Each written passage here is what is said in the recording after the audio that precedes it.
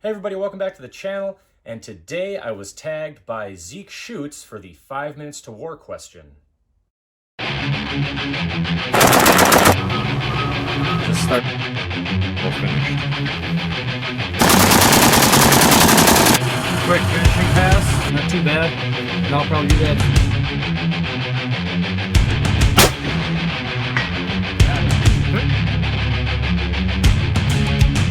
Jeffrey Epstein didn't kill himself. He's safe, have fun on the range.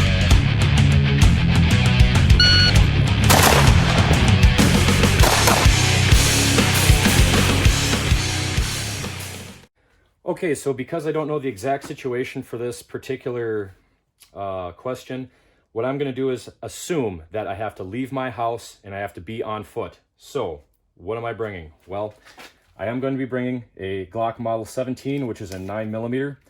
9mm ammunition where I live is pretty much everywhere. Having caliber commonality is very important in these types of situations, and it's good to have a sidearm that you are very proficient with.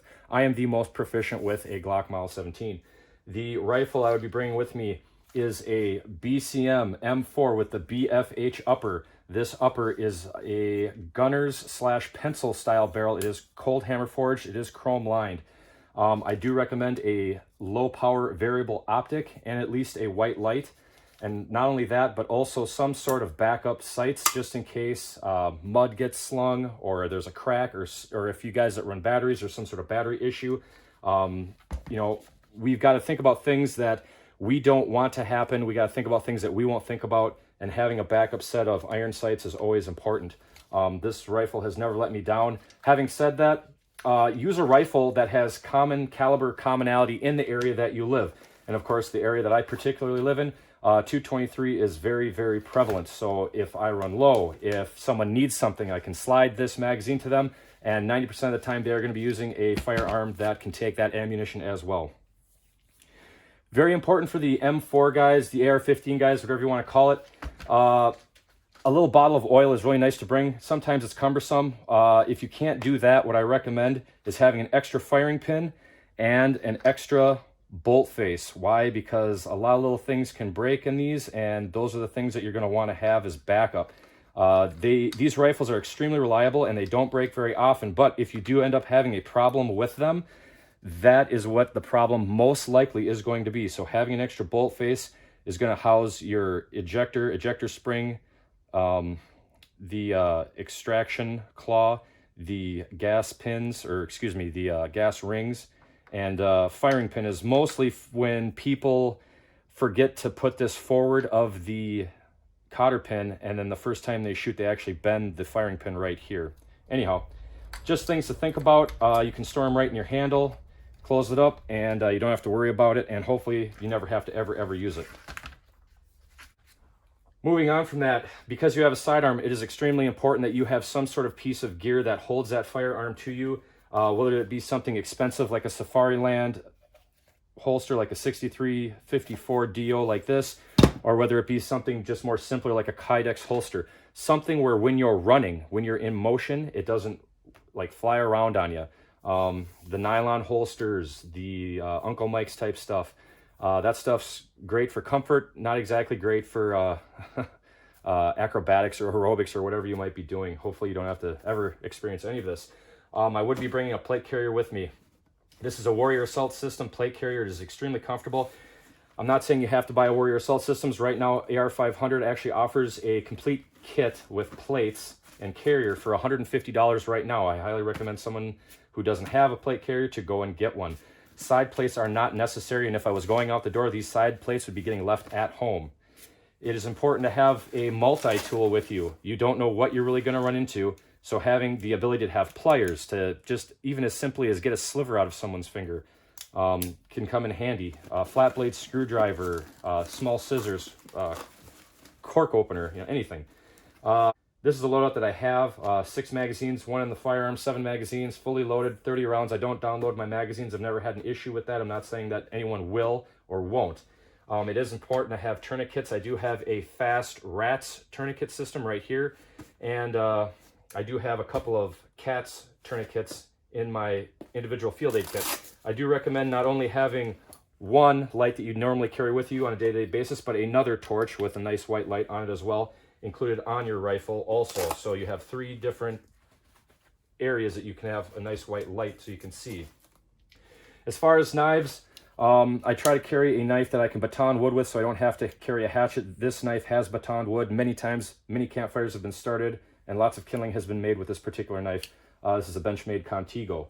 Not saying you have to buy Benchmade, but get a quality knife that can do something like that. On top of that, my knife that'll do anything else is a Eichhorn KM2000. These knives are extremely good. They're made in Germany and they have a glass fiber reinforced handle and they are full tang as well. Highly recommend them. The sheath does have a diamond sharpener on it.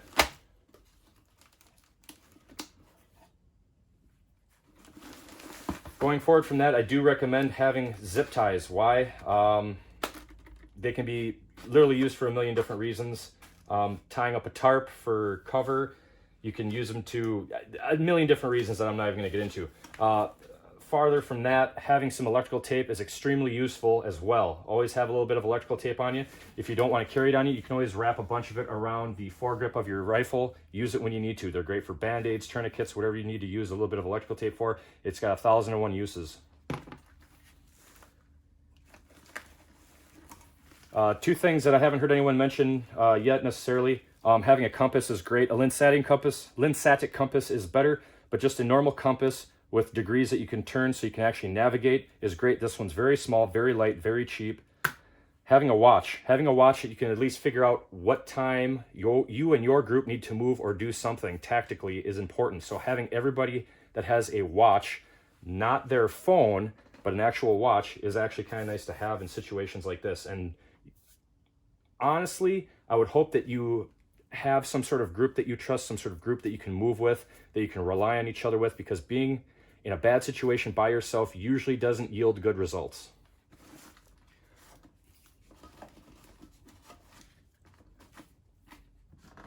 Two more things: the ability to make fire. We've been able to do that since the caveman days, and these little steel and flint starters are great because they don't break. They are horrible when you are super wet, super cold, and trying to get a fire started with partially wet wood. They're great, but they're junk. Carry a Bic, put a little bit of electrical tape over the top, and this will, trust me, it cuts the time right in half. I have been cold and wet, tried to start a fire with this stuff, and it just makes you absolutely angry, and sometimes it just doesn't even happen. Having a Bic, you go like this, you have fire. I hate to sound like that, but it is this simple sometimes. And always check these. You can just put them up to the light and you can see what your level is. Replace them as need be. They're $1. Having some sort of pepper spray or OC spray is always nice. Not every situation needs lethal force, and I don't know what kind of situations you'll ever be in, but hopefully you don't have to ever use it. But for the situation with animals, people, younger people, older people, where you just need to have them get away from your area, get away from you, leave you alone, pepper spray actually works out pretty nice, and it doesn't have any permanent effects. The ability to write something down and remember something, a little book of paper and a pencil, not a pen, a pencil. Pens can break, pens can freeze. Pencils, you know exactly how much fuel you have, and generally, like I said, you have a knife so you can sharpen it. So a little pad of paper and a pencil is really important. Going to the back, communications. This is a really, really cheap radio. You can always get a better, more expensive radio. This is just a real cheap one. And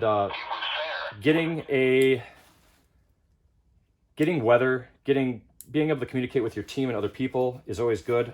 Technician license isn't very hard to get. You can take pre-tests online and then take the actual test and just have a technician license, and then you can get your, you have your actual number, your actual call sign.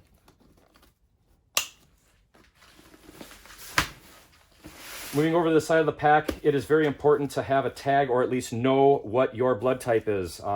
Most situations, it won't matter. But let's say you get hit really bad, it is nice to have your blood type and have it written on your stuff. I particularly am A positive. It is nice to have that information so people know. Because not all of us are AB, which is universal receiver, and there's not always O neg sitting around, which is universal donor. So it is nice to know what your blood type is.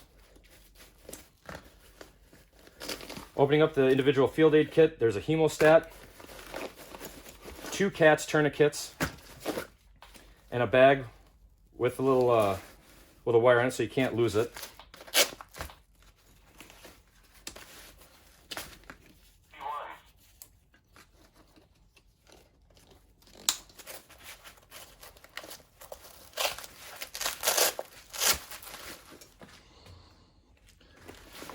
Inside the individual field aid kit is most stuff that you're going to end up finding: a decompression chest needle, hemostat, all sorts of stuff, gloves. I put a razor blade in this one, tape,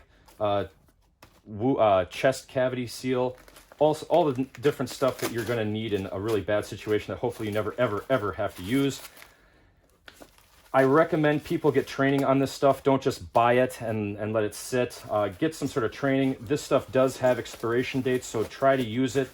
It really doesn't help if you have a tool and you do not know how to use it. So get training on these items. They are life-saving items. And theoretically, if you are in a war, typically there's a bunch of stuff flying around in the air and you don't want it to hit you. If you are hit, it's nice to be able to stop yourself from leaking.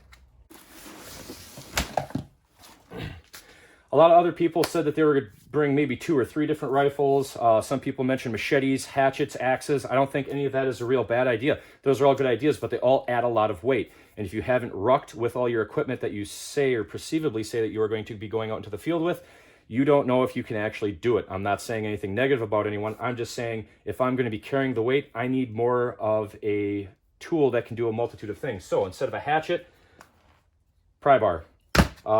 Opening doors, you can use this to, I believe Mr. 42 said crowning people with, but a pry bar is what I would be choosing. It is light, it is made out of spring steel, so it's very strong, high carbon content. That's what I would use. Going back to the Glock Model 17, there is fun sticks for these, so you can cut down on reloading time, obviously. Gloves, I think they are worth their weight in gold. I know a lot of people scoff at that, but if it's cold, wet, or you're dealing with sharp things like rocks or logs, splinters happen, it is nice to have a pair of gloves to at least mitigate some of those issues. I believe Zeke said something about soap. Personal hygiene is very important. Non-scent liquid soap is what I would recommend because you can put it in the very small hotel containers. This stuff should be on sale right now because we're at we've ended hunting season, so this stuff should be clearing off the shelves. This is just a scent killer, liquid wash. You can apply it to a little bit of like a towel or something and just do a quick field scrub down if you have to, or if you have time, you can actually take a full shower with this. Going back to medical, it is important to have some sort of antibacterial pills. So anything like a penicillin and amoxicillin. But it is very important that when you get this stuff, you know how to apply it. So get online, figure out what kind of bacteria happen with what kind of wounds and sicknesses, and then get the different types of antibiotics that you would need for that. So that when something does happen, you not are only able to patch yourself up with your individual field aid kit, but you can start killing the bacteria that will always usually follow a wound like that. As far as food, this is probably at least 3 days worth of food, and this is all completely dehydrated and compressed and vacuum sealed. These are extremely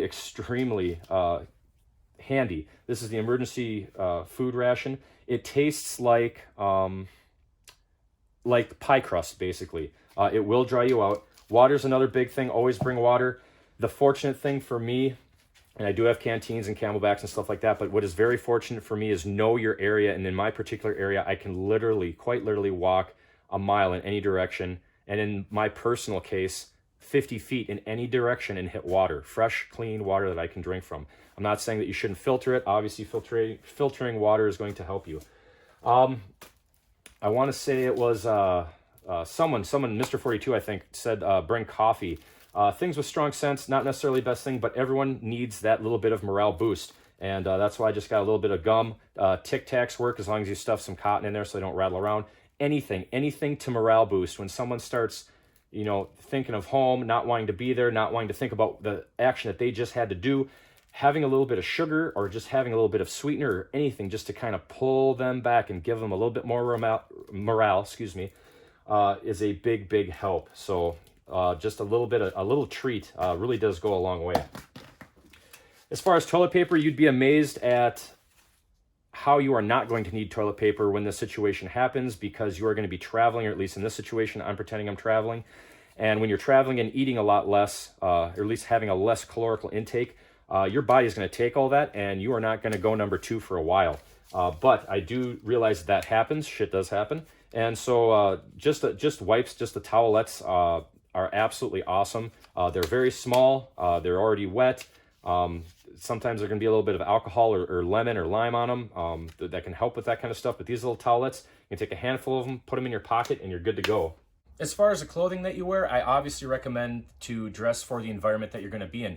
Don't think of not only the afternoon, but midnight temperatures that they're going to be, whether there's snow coming, whether there's rain coming, the lows and the highs, whether there's going to be a lot of wind. Also, another thing that I think is probably a pretty good idea is dressing in civilian clothes, or having some sort of civilian clothes with you. Why? Because if war were to break out where I live, obviously it would be some sort of civil dispute, and I don't know who is what, and there's no blue guys and red guys, or guys that wear camis that look like this and guys that wear camis that look like that. So having the ability to blend in with the civilian populace is actually paramount in situations like this. So anyhow, that's the answer to my question. I'm sorry it went on a little long. I do think that these are the important things. I do think that groups and having people and multiple plans and multiple routes and caches are very, very important in situations like this. These are videos I don't enjoy doing at all whatsoever. I do, however, think that everyone, whether they like it or not, or can do it or not, or have the ability or not, should think of things like this and at least find people that they can trust and rely on if bad situations do happen. During my analytics, I noticed that I had a lot of German followers, an actual percentage of them. So to them, I'd like to say Guten Morgen and schön Sie zu treffen. And thank you very much for checking out the channel. Zeke, thank you so much for tagging me and getting me to talk about the stuff that I don't really necessarily want to talk about. Why? Because it just brings me to an interesting place. But anyhow, guys, I hope this was helpful. And I got to tag 3 people, so I would like to tag Dark Mice. I would like to tag Warsaw Patriot. He's a younger guy, and I want him to start thinking about stuff like this. I'm not saying that he hasn't, but just to get his outlook on this. And for the third, I'm gonna go kind of the route that NEPA Gun Talk went when he tagged Paul Harrell. I'm gonna tag Avi. I know he's not gonna respond to this at all whatsoever, but he's someone that I like a lot. I know he's extremely smart, and I just want to see what he would bring to the table for something like this. And obviously he's never going to watch this, but I tag him as well. And you guys remember that loose is fast, brakes only slow you down, and thinking about things that you don't want to think about is a really good mental exercise. Have fun on the range, be safe, and peace be with you all.